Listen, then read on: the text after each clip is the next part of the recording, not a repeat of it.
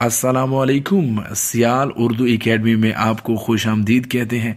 अजीज तलबा, आगे चल के हमने शेरी असनाफ पढ़नी है और उसके लिए चंद इस्तिलाहात से हमारा पाला पड़ने वाला है। तो आज की इस छोटी सी वीडियो में मैं आपको उन चंद इस्तिलाहात के बारे में बताऊंगा जिनका आगे हमने जिक्र करना है अपनी शेरी असनाफ के दौरान।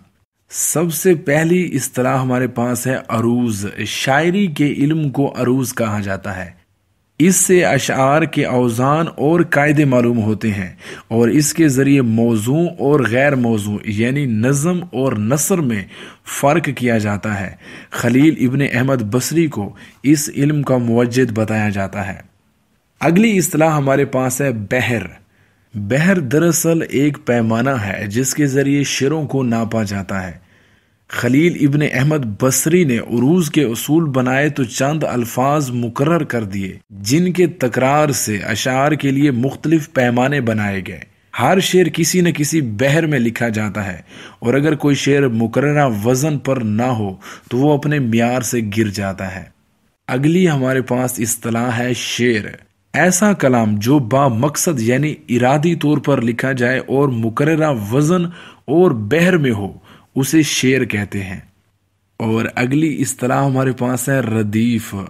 रदीफ एक या एक से ज्यादा लफ्जों को कहते हैं जो किसी शेर के आखिर में जूं के तू दोहराए जाते हैं और रदीफ से पहले आने वाले अल्फाज को काफियां कहते हैं।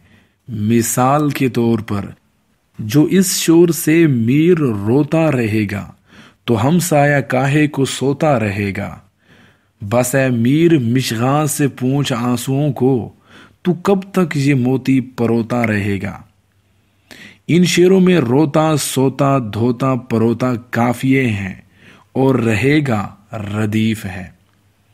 उम्मीद करता हूं कि आपको ये शेरी इस्तिलाहात समझ आ चुकी होंगी और अगली क्लास में जब हम शेरी असनाफ को पढ़ेंगे तो आपको किसी किस्म की कोई दिक्कत नहीं होगी।